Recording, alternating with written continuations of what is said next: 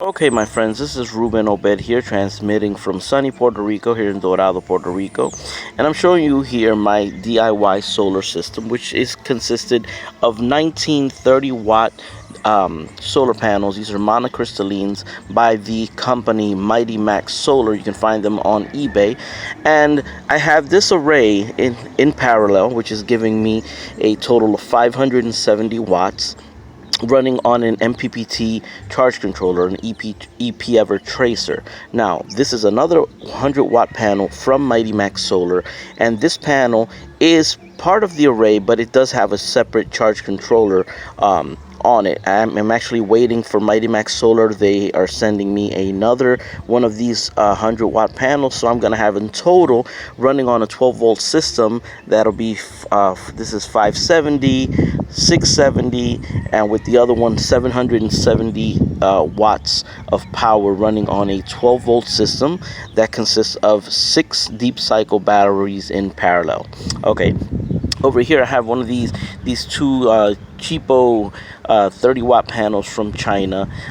These aren't that great, you know. I would not recommend you purchase these. I mean, they put out a little bit, but right there, that's six. I have two of them that's supposed to give me 60 watts, and all I get is about an amp and a half from both in parallel, so I don't recommend those. Now, going up here to the front, these are 20 watt solar panels that I have from also Mighty Max Solar, which is a great company out of Edison, New Jersey. And these total right now 60. I'm waiting for another one so I can have a total of 80 watts on this.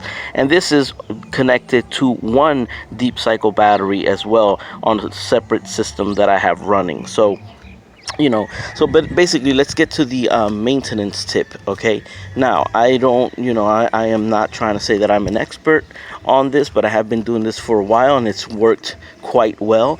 As you can see, I have all my panels laying on cinder blocks and tied down. But and I have a DIY distributor box here.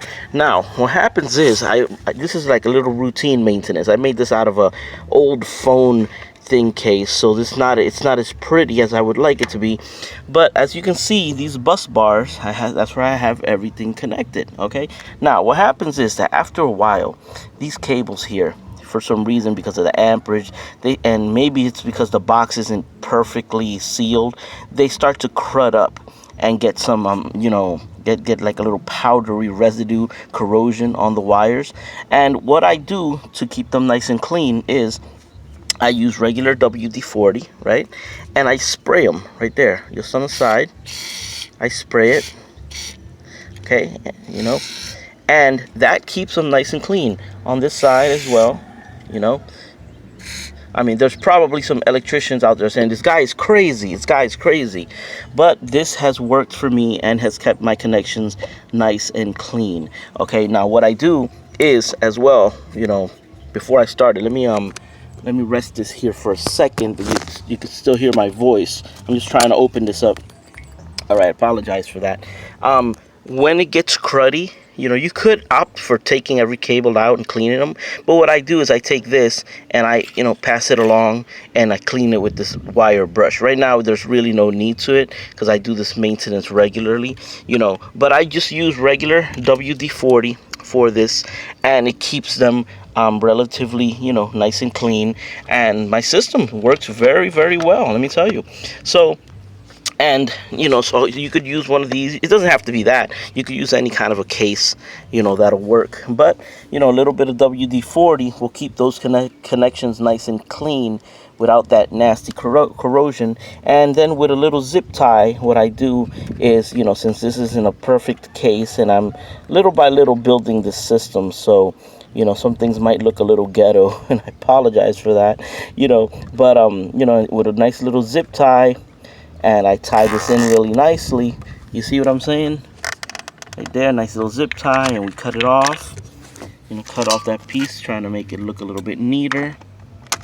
And perfect, So that's just a little maintenance tip that I have for you guys. Now, the other thing that I do want to share, okay? I have purchased, and recently, I purchased some cabling. And that cabling, let me switch it over. I had that cabling and it was, I believe it was 10 gauge cable, and I bought it was solar cable. The thing is, the cable would just rot every single time. It would just rot, and it would get that corrosion. And I'm like, I don't understand, because my amperage is way below, you know, what the ampacity of that cable should have been. Well, anyway, to make a long story short, I've had experiences with really good positive experience with these type of cables, which is basic regular extension cord that you could find anywhere. Okay, so what I did was I removed that solar cable